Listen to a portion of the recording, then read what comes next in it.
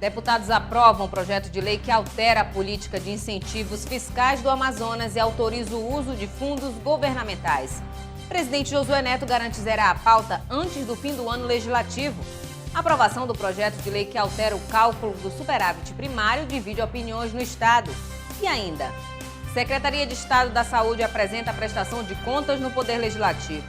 Profissionais de ensino são homenageados na Assembleia com a Medalha do Mérito Educacional professor Inês de Vasconcelos Dias. Os principais fatos do dia agora no Alean Notícias.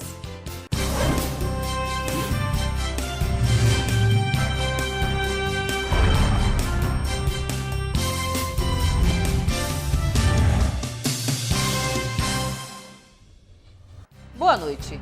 Deputados aprovam o projeto de lei que altera a política de incentivos fiscais do Amazonas e autoriza o Executivo Estadual a utilizar recursos de fundos governamentais para investimentos na área da saúde. Na pauta de votação também estava a proposta que concede anistia e parcelamento de créditos tributários a empresas instaladas no Estado. O projeto de autoria do governo entrou em tramitação na Casa no dia 2 de dezembro. A proposta prevê a utilização por parte do Executivo de recursos de fundos governamentais para investimentos na área da saúde. Além disso, a Casa aprovou também a concessão de anistia e parcelamento de créditos tributários do ICMS, IPVA e do ITCMD para empresas instaladas no Estado. De acordo com o texto da matéria, a política de incentivos fiscais e extrafiscais foi alterada, estabelecendo uma alíquota no valor de 6% para as empresas que utilizam o corredor de exportação. A informação de que a alíquota seria cobrada de forma retroativa ao ano de 2013 gerou polêmica entre os parlamentares. De acordo com o relator do projeto, o deputado Adjuto Afonso, em seu relatório ele apresentou a alteração do inciso em que aparece o ano de 2013 para que a proposta passe a vigorar somente a partir da data de aprovação. Na verdade, o governo está cobrando 6% hoje, há uma simplificação tributária daquelas pessoas que utilizam o corredor de exportação. Uma pessoa que quer comprar um produto por Manaus, de Manaus, ele vai pagar hoje só 6%, entendeu? Então não tem por que você estar dizendo que tem que ser com 2013, 2014. É a partir de agora, quem vai comprar agora. Então isso eu acho que foi algum erro de redação que a gente corrigiu. Os deputados Marco Antônio Chico Preto e Luiz Castro apresentaram emendas ao projeto, alterando termos administrativos da matéria e retificando a data que passaria a vigorar a lei. As propostas foram rejeitadas pelo relator e também pela maioria dos parlamentares. O projeto foi aprovado com 12 votos a favor e 4 contra. Essas leis que foram aprovadas hoje com o meu voto contrário, elas estão dizendo o seguinte: olha, o governador do estado gastou mal durante esse ano, muito mal, está faltando dinheiro. Então eu preciso pegar o dinheiro que era para o desenvolvimento, para levar esperança aos mais pobres, para levar a atividade econômica aos municípios mais distintos, e não vou fazer isso agora. Eu vou pegar esse dinheiro para pagar as minhas contas, que eu gastei mal, então eu preciso pagar para poder fechar o meu balanço, e eu vou pegar o dinheiro do fundo, que era para desenvolver, e eu vou pagar a conta. Para o vice-presidente da Casa, deputado Belarmino Lins, a aprovação das matérias governamentais devem ser postas sob a responsabilidade dos técnicos do Executivo que elaboraram a redação do projeto. Houve avanços, você tem que entender que o processo legislativo depende de discussão, de debate e de conciliar interesses. No entanto, essas matérias devem ser sempre construídas no seio do âmbito de cada órgão, para vir para a Assembleia, para poder exatamente fazer o nosso papel de legislador. Tem matéria que é privativa de competência do certo Poder Executivo. Nós não podemos modificar em lei que altere a parte de tributária, isenções. Então, tem que ser matéria de iniciativa do governo. E como sendo iniciativa do governo, os técnicos têm que ter a responsabilidade de elaborá-las e submeter ao plenário da Casa. Onde pode se fazer um entendimento e um arranjo, no sentido de emendar, se avança. Quando não, tem que ter o aval de quem tem a prerrogativa constitucional de legislar nessa matéria. No total, foram postos em pauta 42 projetos, mas durante a votação apenas 22 foram aprovados. Entre eles, o que consolida a legislação relativa à pessoa com deficiência no estado do Amazonas. O deputado Belarmino Lins anunciou que a lei orçamentária anual está prevista para entrar na pauta de votação entre os dias 17 e 18 de dezembro e deve ser votada na última sessão do ano. A pauta era mais extensa, mas avançamos, estamos próximos do recesso. O presidente Josué anunciou que o recesso acontecerá a partir do dia 18 e no dia 17 e 18 deveremos votar o orçamento, aí os corações vão bater mais forte. E após a votação, o presidente da Casa, deputado Josué Neto, falou das atividades nos últimos dias que antecedem o recesso parlamentar. Nós teremos ainda 2 semanas pela frente, onde nós vamos praticamente zerar a pauta em relação aos projetos que foram apresentados e tramitaram nas comissões permanentes da Casa. E nós vamos finalizar no próximo dia 17, oficialmente, o nosso ano legislativo. E esse ano legislativo terminará com uma agenda muito positiva. Os deputados estão convictos, independente da orientação política ou partidária, de que é importante nós debatermos aí essas matérias que vamos ter até o final do ano, portanto, nas próximas 2 semanas que antecedem o Natal, e que eu tenho certeza que 2014 vai ficar conhecido como um ano que, apesar de ter sido um ano eleitoral, mas que as matérias deliberadas e debatidas em plenário foram muito importantes para o desenvolvimento do nosso Estado. Em uma sessão que durou mais de 18 horas, o Congresso Nacional aprovou o projeto de lei que altera o cálculo do superávit primário. O assunto ganhou repercussão na Assembleia Legislativa. Parlamentares divergem sobre a nova medida do governo federal. O Congresso Nacional aprovou na madrugada desta quinta-feira, após 18 horas de sessão, o projeto de lei número 36 de 2014, que altera a meta fiscal deste ano. Durante a votação, houve ainda tentativa de obstrução dos oposicionistas, mas o governo conseguiu manter o quórum e aprovar o texto base por votação nominal. Foram 240 votos a favor na Câmara e 39 no Senado. Na prática, a matéria aprovada no Congresso vai permitir que o governo federal desconte da meta fiscal os investimentos feitos no Programa de Aceleração do Crescimento e as perdas de receitas geradas por incentivos concedidos ao setor produtivo. Sendo assim, o Executivo poderá abater até 67 bilhões de reais do que havia sido determinado como superávit primário para este ano, que era mais de 80 bilhões de reais. Na Assembleia Legislativa do Amazonas, parlamentares mostraram opiniões divergentes a respeito da nova medida da Presidência da República. Para o deputado pelo PP Adjunto Afonso, é um sinal de que o dinheiro da União não foi bem aplicado, por isso a necessidade de revisar a meta. Isso aí é uma forma de que se gastou mal, não é? A gente precisa se gastou mal. Eles não economizaram para pagar o juro da dívida e que hoje tem que lançar a mão desse artifício. E se não fizer isso, se não for aprovado, certamente terão dificuldade. Já o deputado do PT, José Ricardo, vê a mudança no cálculo do superávit como positiva, pois na avaliação do parlamentar, a economia do país está em crescimento, ainda que não seja tão elevado. Foi meio tumultuado, logicamente, essa aprovação, porque a oposição não concorda, acha que são mecanismos para tentar burlar a realidade econômica, que não estaria indo muito bem. Mas, pelo contrário, na verdade, o Brasil está indo muito bem. Apesar de não ter um crescimento tão elevado, como tanta gente cobra, mas o Brasil está com praticamente todas as contas em dias, continua fazendo investimento e o nível de emprego está aumentando. Após a aprovação do texto principal, o Congresso precisa votar 3 destaques que propunham mudanças no projeto, o que deve ocorrer na próxima terça-feira, dia 9 de dezembro. Para o deputado Chico Preto, a mensagem governamental enviada ao Poder Legislativo que altera a lei fiscal pode trazer prejuízos ao Estado.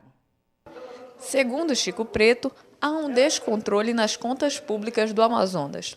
O parlamentar denunciou que há menos de 30 dias para o fim do exercício financeiro de 2014, o governo do estado ainda não pagou os fornecedores que abastecem áreas como saúde, educação, infraestrutura e segurança. Há um descontrole financeiro nas contas públicas do estado do Amazonas. E esse preço já é pago hoje e será pago ao longo do ano de 2015. Já é pago hoje, porquanto todos nós aqui sabemos, já há algum tempo, ou estamos sabendo agora, através desta manifestação, que desde final de outubro, o governo do estado do Amazonas não paga os seus fornecedores. O parlamentar criticou a mensagem governamental 123 de 2014, que tramita na Casa Legislativa e autoriza o repasse de recursos do Fundo de Micro e Pequenas Empresas a outras áreas. De acordo com Chico Preto, o texto, se aprovado, vai prejudicar a economia do Estado, já que ao invés de novos investimentos, o dinheiro servirá para cobrir despesas retroativas a 1º de janeiro de 2014. Este parlamento não pode sufragar o que penso está sendo pedido pelo governador do estado, sob pena de nós chancelarmos um crime patente de desequilíbrio e de responsabilidade fiscal. Chamo a atenção no sentido de alertar. Esta casa precisa, de forma incontinente, ter a oportunidade de debater de forma republicana, responsável, sem tensões. O parlamentar solicitou ao deputado Adjunto Afonso, presidente da Comissão de Finanças Públicas da ALEAN, a convocação do secretário da Fazenda à Casa, para explicar o déficit nas contas do Estado, que, segundo ele, superam 500 milhões de reais. E a agência de comunicação do governo foi consultada, mas até o fechamento desta edição não enviou nota sobre o assunto.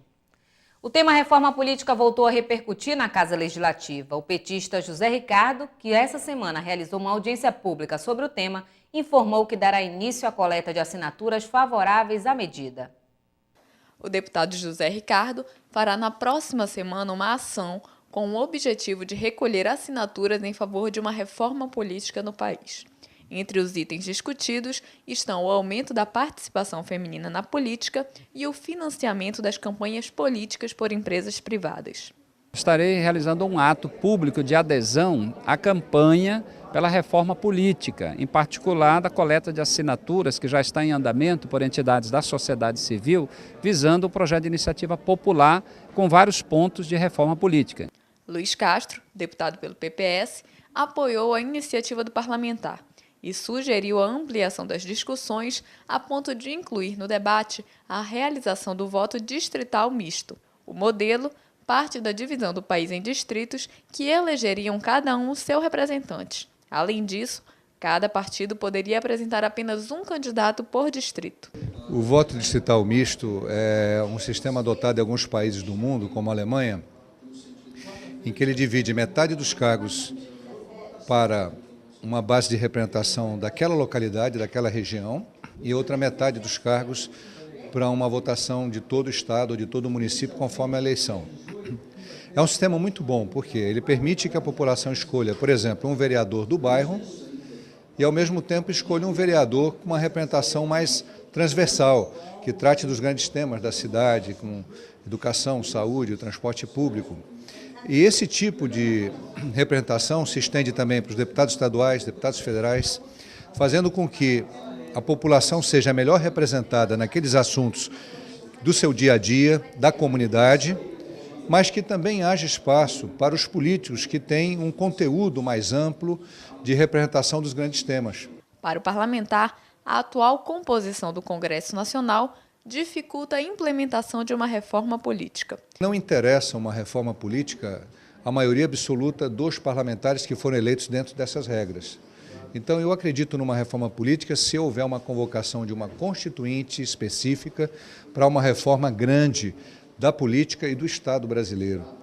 A população brasileira, ela não está devidamente representada por este Congresso para uma reforma política eficiente. Um remendo eleitoral, como já houve muitos, é bem provável. Agora, isso pode mudar se a população fizer muita pressão. O recolhimento de assinaturas deverá ser realizado no dia 9 de dezembro, no hall da Assembleia Legislativa. Suzan apresenta as contas do órgão aos parlamentares e professores são agraciados com a Medalha do Mérito Educacional. Essas e outras notícias no próximo bloco.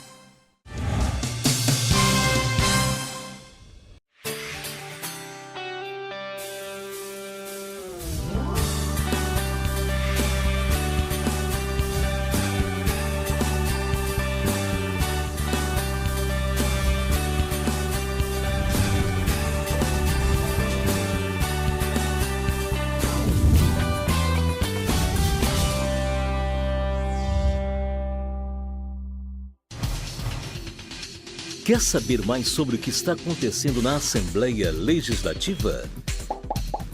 Acompanhe seu deputado também pelo site, onde você encontra a agenda de eventos, notícias do parlamento e muito mais.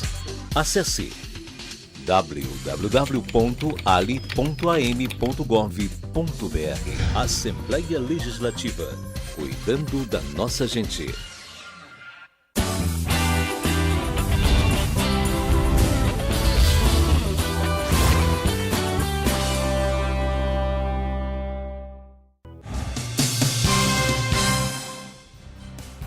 A Comissão de Saúde da Assembleia Legislativa realizou uma audiência pública para tratar sobre a prestação de contas da Suzam.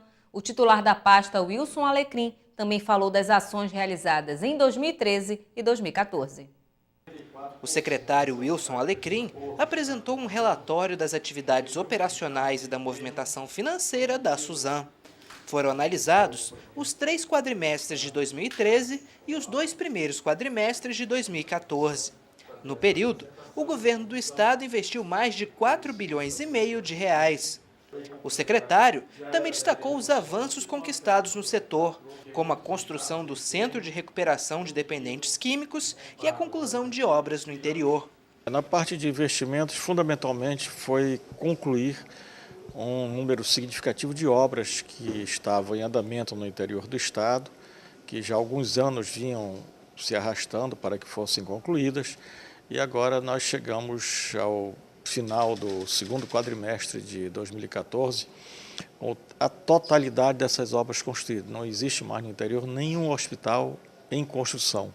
A principal proposta para 2015 é a ampliação no número de leitos na capital. É o aumento de 900 leitos em Manaus para reduzir a demanda que nós temos hoje do atendimento pós-hospitalar. Nós temos um atendimento de urgência muito bom. Nós temos problemas do pós-urgência, que é a pessoa que precisa ser internada. E com esses 900 leitos, nós vamos equacionar essa situação. Para o presidente da Comissão de Saúde da Assembleia Legislativa, deputado Ricardo Nicolau, os dados apresentados foram satisfatórios.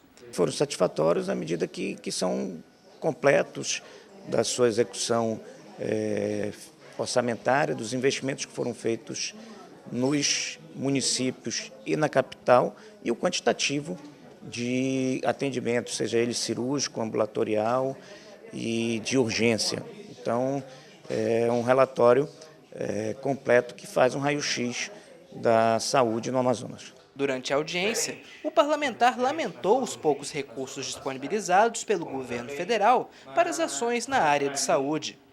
Segundo Nicolau, o Amazonas é o estado da região que mais contribui para o Tesouro Nacional. Porém, é pouco beneficiado com repasses que poderiam ser utilizados para melhorar a qualidade do atendimento no estado. A deputada Conceição Sampaio destacou em plenário a medida provisória que desobriga a presença de farmacêuticos em pequenas drogarias do país. Apesar de causar revolta na categoria, a parlamentar afirmou que a proposta pode beneficiar as farmácias do interior do Amazonas, que não dispõem desses profissionais.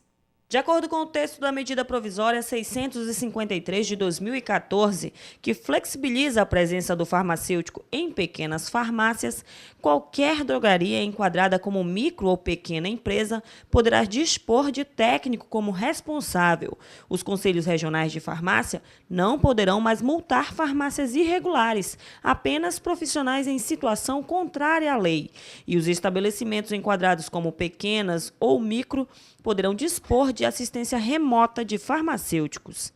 A justificativa do relator da MP é de que há um déficit de profissionais para atender a demanda e dificuldades de cumprimento da norma por pequenas drogarias, especialmente em cidades do interior. Iniciativa que não agradou os profissionais da área, que realizaram manifestações em todo o país. No Amazonas, farmacêuticos e estudantes se concentraram em frente à sede do Conselho Regional de Farmácia para a realização de ato, com o objetivo de sensibilizar o Senado para evitar que a população perca o acesso à assistência farmacêutica, além de outros problemas, como a diminuição de profissionais formados e um grande número de desempregos na área. O assunto foi discutido na Assembleia Legislativa. De acordo com a deputada Conceição Sampaio, a iniciativa beneficia as drogarias do interior que carecem com a falta de profissionais. Isso tudo tem que acontecer, essa visão, essa procura para conhecer melhor o interior do estado do Amazonas, porque a situação é justamente trazida por vários municípios que não conseguiram ter esses profissionais. Então há um impedimento que essa farmácia continue atuando porque não tem o farmacêutico. Quando essa legislação ela foi feita, o que pensou o legislador? Justamente garantir, não é, qualidade para a vida das pessoas que procuram uma drogaria. A votação da MP estava prevista para a última semana de novembro, mas foi prorrogada pelo Congresso para 8 de dezembro. O deputado José Ricardo falou hoje em plenário sobre a situação da segurança pública no estado. O parlamentar questionou a manutenção do Ronda no Bairro, afirmando que houve redução nos recursos que mantém o programa. Durante sessão plenária desta quinta-feira, o deputado José Ricardo apontou problemas relacionados à segurança pública do estado. Em discurso, o parlamentar relatou casos de assaltos ocorridos na última semana na capital e questionou o futuro do programa Ronda no Bairro, destacando que houve redução nos recursos destinados ao programa. 22 milhões de reais deixa de ser investido no programa Ronda no Bairro. O governo não está mais investindo, não está fazendo a manutenção das viaturas, simplesmente está reduzindo mesmo. E é por isso que os assaltos estão aumentando. O parlamentar afirmou ainda que um requerimento foi enviado à mesa diretora da Assembleia, propondo uma audiência pública com o secretário de Segurança do Estado. 34 profissionais que mais se destacaram na área do ensino no Amazonas foram agraciados hoje com a Medalha do Mérito Educacional Professor Inês de Vasconcelos Dias. A solenidade marca o reconhecimento do Poder Legislativo àqueles que trabalham diariamente com a arte de educar. Porto de Leia, tu nunca serás Liverpool. Ao som de músicas nacional e regional, os 34 homenageados receberam dos parlamentares a Medalha do Mérito Legislativo Educacional Professora Inês de Vasconcelos Dias. A homenagem tem o objetivo de destacar os trabalhos de educadores que fizeram a diferença na área do ensino do Estado. O reconhecimento que a Assembleia Legislativa do Estado do Amazonas faz para aqueles que efetivamente constroem uma nova Manaus, um novo Amazonas, um novo Brasil, que são os nossos educadores. E há indicação por parte do Fórum Estadual de Educação, por parte da Comissão de Educação e de cada parlamentar, dentro de critérios pré-definidos. E aqui tem pessoas que contribuíram no passado, pessoas que estão se destacando no presente e pessoas que estão atuando diretamente em órgão de gestão, no sentido de poder melhorar a educação do Estado do Amazonas. Uma das homenageadas, a professora Maria Carneiro, coordenadora educacional da Zona Leste da capital, indicada pelo Fórum de Educação, ressaltou os 29 anos dedicados ao setor. É uma vida dedicada à educação. Eu iniciei em 1985, trabalhei em todas as esferas da educação básica. Eu galguei todos os espaços da educação básica, das séries iniciais da alfabetização até o ensino médio. Eu acredito que esta comenda é uma valorização do profissional. Quem também recebeu a medalha foi o titular da Secretaria de Educação da capital, Humberto Miquiles, indicado pelo deputado Arthur Bisneto. O secretário enfatizou que a educação é um direito necessário a todos os cidadãos. A educação precisa ser realmente uma prioridade nesse país. Nenhum país atingiu o nível de vida num nível mais elevado, nenhum país se desenvolveu se não investiu firmemente na educação. Investir na educação não significa apenas colocar ou alocar recursos na educação. É preciso um trabalho de gestão, é preciso um trabalho de construção da qualidade. Em representação ao governador José Melo, no evento, o secretário de Educação do Amazonas falou da importância dos trabalhos realizados no Estado na área. Os últimos 2 anos foram muito profícuos, a gente teve muita atividade que passou pela Assembleia, assim como vamos ter também para o ano de 2015. Mas nós tivemos novos planos de carreira aprovados, legislação como a do Vale Alimentação, que foi um momento histórico para a categoria da educação. que vai trazer agora, a partir de janeiro, um investimento de 93 milhões de reais para os servidores da educação que vão passar a receber o Vale Alimentação. Então, foi um ano de muitas conquistas. O presidente da Assembleia Legislativa, deputado Josué Neto, destacou a iniciativa da Casa em prestar essa homenagem. Isso é um reconhecimento ao trabalho que é feito por esses profissionais. Nada mais justo do que nós aqui fazermos a homenagem a essas pessoas que trabalham tanto pelo nosso estado numa área que é primordial para o desenvolvimento, que é a educação. Essa é a segunda homenagem feita pelo Parlamento Estadual a esses profissionais.